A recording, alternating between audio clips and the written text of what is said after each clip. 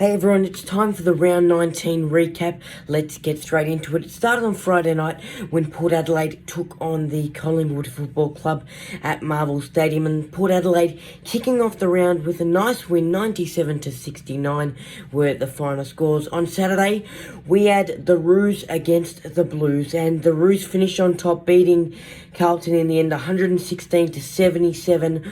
Great win by North Melbourne. Big Suva, Nick Larkey, 7 goals, 20 disposals. He was brilliant. Taron Thomas, Jaden Stevenson, Jai Simpkin, Ben Cunnington, they were all there for North Melbourne. And, you know, the effort's been there and the hard work pays off when you get a win like this. You know, we are still bottom of the ladder, and you look at it and you don't want to kind of fight for draft picks, and David Noble's made that very clear throughout the week. He said, you know, we don't want to fight and get the wooden spoon to just get draft picks. We want to just get wins and keep playing hard football, and well said, David Noble, and that's what the Roos hopefully continue to do.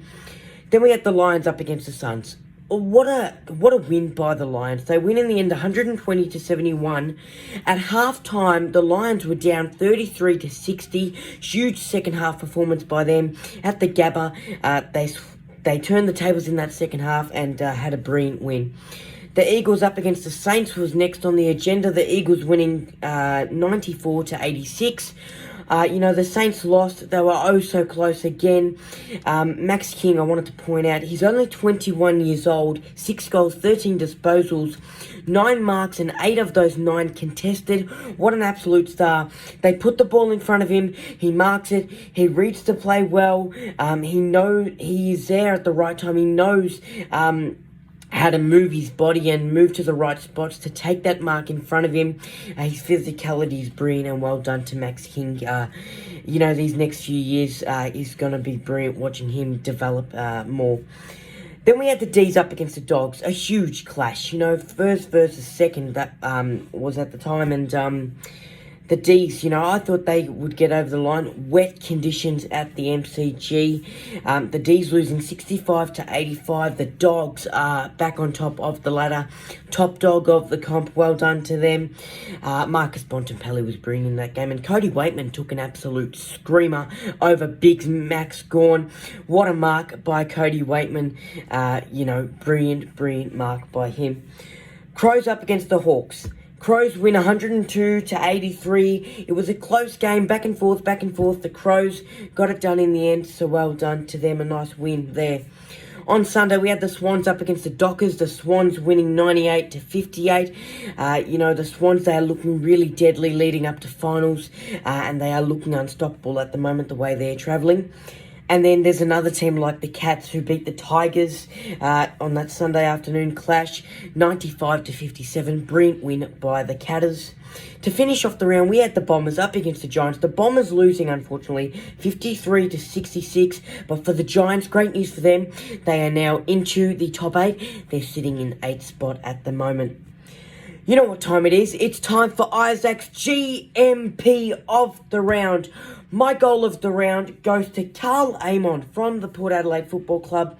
Scott Lycett out of the ruck, off to Amon, double sold a bit of candy, a bit of shake and bake. He shook off to Goey, he tricked Noble as well. Snap and goal. Brilliant, smart, quick play by Carl Amon, and that boot of his is brilliant around the body with the snap. You know, it doesn't get any better than that. Well done to Carl Amon there.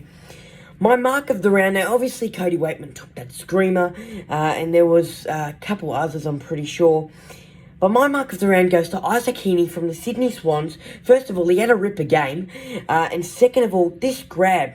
So Hayden Young from the Fremantle Dockers, he kicks the ball across the back line inside their defensive 50, trying to switch the play. Obviously didn't see Isaac Heaney so close, so he's popped it up in front of his teammate Luke Ryan. Heaney's read that ball so beautifully. He's intercepted it and took an absolute hanger on Luke Ryan. Well done to Heaney to read that play so well, to keep his eye on the football at all times, whether, you know, it be an attack or defence, etc. That was an attack, and, you know, he was good on the score sheet as well, so well done to Heaney there. One of my marks marks of the season, I have to say. My player of the round. Now, you know, you had Big Suva, Nick Larkey with the 7 goals. You had Max King with the 6 goals. But my player of the round goes to Rory Laird from the Adelaide Crows. 2 goals, 36 disposals, 5 tackles, 6 marks, 10 clearances, 6 inside 50s, and 518 metres gained.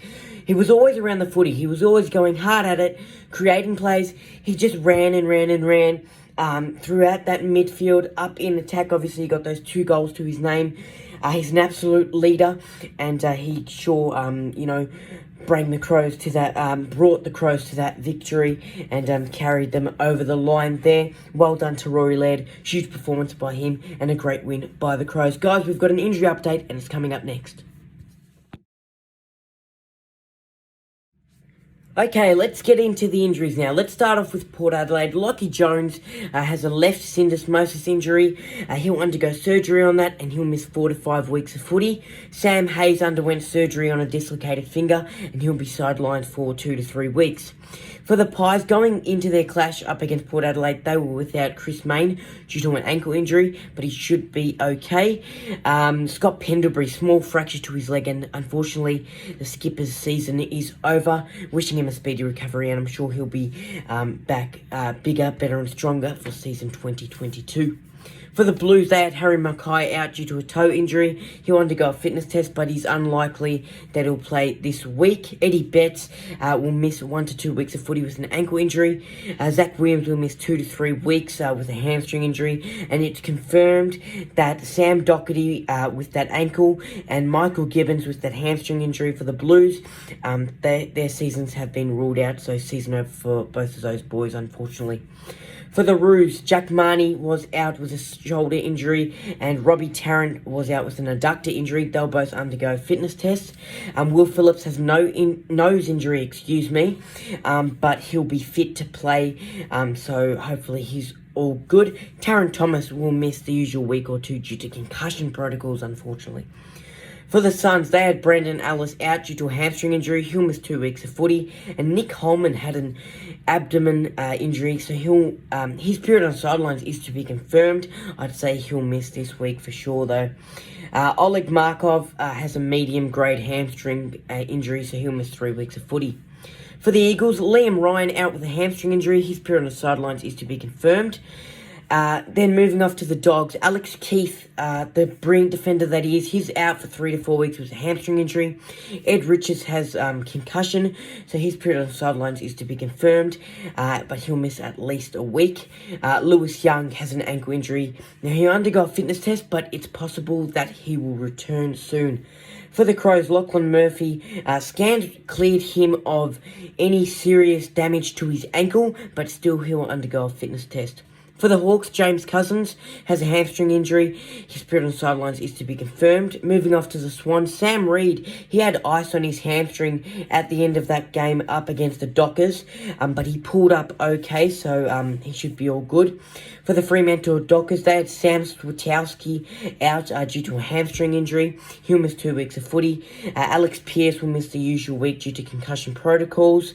Nathan Fyfe, shoulder injury. He's had surgery on that. It went all good, but unfortunately it's season over for him. Michael Walters has a hamstring injury. He'll miss 4 to 6 weeks of footy.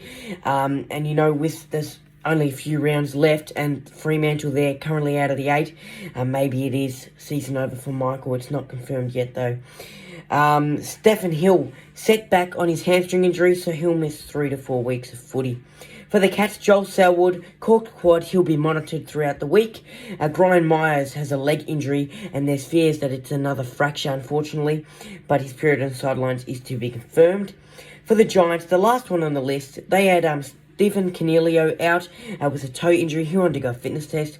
Matt Flynn, unfortunately, has been ruled out for the rest of the season due to a shoulder reconstruction. Phil Davis went to hospital just before half-time in that Bombers game. He copped a knock to his back, but was cleared of any injury. He just is a bit sore, but he should be okay, so that's good news there for Phil. That's it, folks, all the injuries. Obviously, as I mentioned earlier, there's only a few rounds left until we get to finals, and those teams out of the top 8, And those players who have like 4 to 5 weeks on the sidelines, it is unlikely that they might return, but wishing them all a speedy recovery.